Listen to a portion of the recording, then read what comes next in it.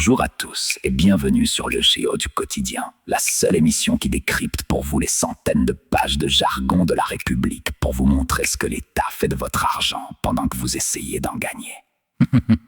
Pour l'édition du 04-07, notre baromètre de nocivité affiche un niveau particulièrement préoccupant au menu de notre audit. La fin de la franchise douanière sur les petits colis, le fichage d'office des aînés isolés, le chèque carburant conditionnel des transporteurs, le contrôle étatique du label rouge des fraises et le verrouillage corporatiste de la grande commission nautique.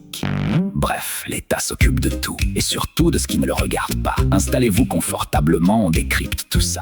Et d'ici là, abonnez-vous, activez la cloche et préparez-vous à chanter avec moi notre gimmick signature. Merci qui? Merci l'État! Commençons ce grand inventaire de la bureaucratie avec une mesure qui s'attaque directement à votre pouvoir d'achat quotidien. L'État prétend ainsi sécuriser l'équité fiscale face aux commerçants locaux et bloquer les fraudes à la douane. En pratique, ce décret entérine la suppression de la franchise douanière de 150 € sur les colis importés hors Union européenne. Cela signifie que la taxe s'applique et est exigée dès le premier centime d'achat. Imaginez un douanier zélé posté devant votre boîte aux lettres avec sa loupe pour taxer un gadget à 2 €, pendant que le transporteur vous facture 15 € de frais de dossier de dédouanement. C'est absurde. Les centres de tri s'engorgent pour récolter des miettes et les douaniers s'épuisent d'inspecter des millions de micro-paquets au lieu de traquer les produits réellement dangereux.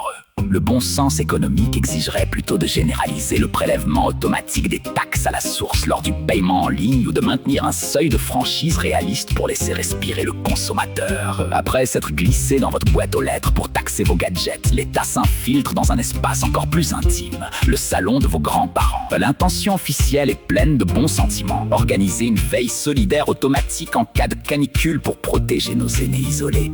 Derrière cette bienveillance de façade se cache un décret qui remplace l'inscription volontaire par un enregistrement d'office pour les bénéficiaires d'aide sociale. Leurs données personnelles, de leur numéro de téléphone à leur état de climatisation, sont transmises sans leur consentement aux mairies, excluant les prestataires privés de ce monopole d'État. C'est l'image d'un maire transformé en concierge zélé qui viendrait coller un code barre sur le rocking chair de vos aïeux pour surveiller leur température. La solution de bon sens est pourtant sous nos yeux. Maintenir un principe de volontariat strict pour ce registre communal, tout en permettant aux aînés de partager librement leurs besoins avec le réseau d'entraide de leur choix, associatif ou privé, plutôt que d'imposer un fichage administratif obligatoire. Mais l'intrusion étatique ne s'arrête pas au domicile de nos aînés. Elle s'étend à l'efficacité économique de nos entreprises logistiques. Pour amortir le choc géopolitique pétrolier, l'État propose de verser des aides directes par véhicule aux transporteurs routiers en difficulté. En réalité, ce décret met en place une aide allant de 70 à 100 € par véhicule géré par l'agence de services et de paiement. Le piège administratif est que le décret impose le remboursement total de l'aide si l'excédent brut d'exploitation de l'entreprise progresse de plus de 90% d'une année sur l'autre. C'est le comportement d'un médecin qui injecterait un sérum tout en menaçant de casser la jambe du patient s'il se remet à marcher trop vite. Bercy choisit délibérément de punir la réussite et d'encourager la sous-performance comptable en masquant le vrai signal prix. Le bon sens économique exigerait plutôt de baisser directement les taxes sur les carburants pour l'ensemble du secteur ou d'alléger les charges sociales afin de laisser le marché s'autoréguler sainement sans le contrôle tatillon d'un guichet bureaucratique.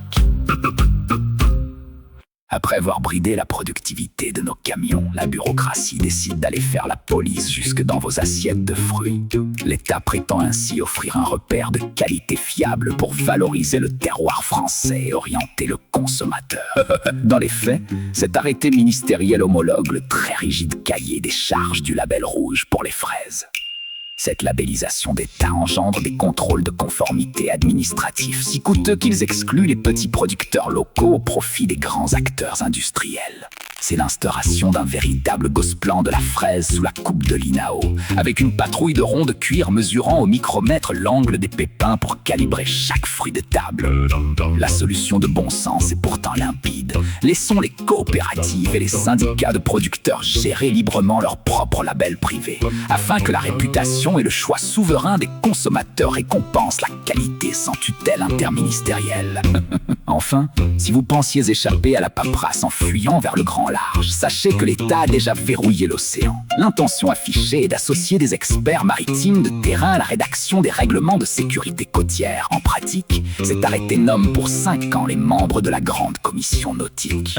En y installant des acteurs privés majeurs et des représentants de corporations établies, l'État organise le monopole de la réglementation par les assureurs et les grands armateurs. C'est un conseil de copropriété où seuls les plus gros propriétaires rédigeraient le règlement de l'immeuble pour en interdire l'accès aux petits résidents. Les grands acteurs régulent les affaires de leurs propres concurrents directs. Une gestion saine et pragmatique consisterait à dissoudre cette commission opaque pour la remplacer par des concertations publiques ouvertes et des certifications de sécurité industrielle concurrentielle, empêchant ainsi le verrouillage réglementaire du littoral. Bilan de notre audit approfondi de cette édition du 04. L'ingérence est partout et le bon sens est une fois de plus mis sous tutelle. Nous avons vu l'État surtaxer nos importations de faible valeur, ficher d'office les personnes âgées, piéger la rentabilité des transporteurs routiers, administrer le goût de nos fraises et verrouiller la gestion du littoral. Si cette vidéo vous a aidé à comprendre les coulisses de la paperasse française, partagez-la. Abonnez-vous à la chaîne Jo du quotidien pour soutenir notre travail de décryptage libre, activez la cloche et laissez un commentaire. Restez libre, portez-vous bien et surtout, merci qui?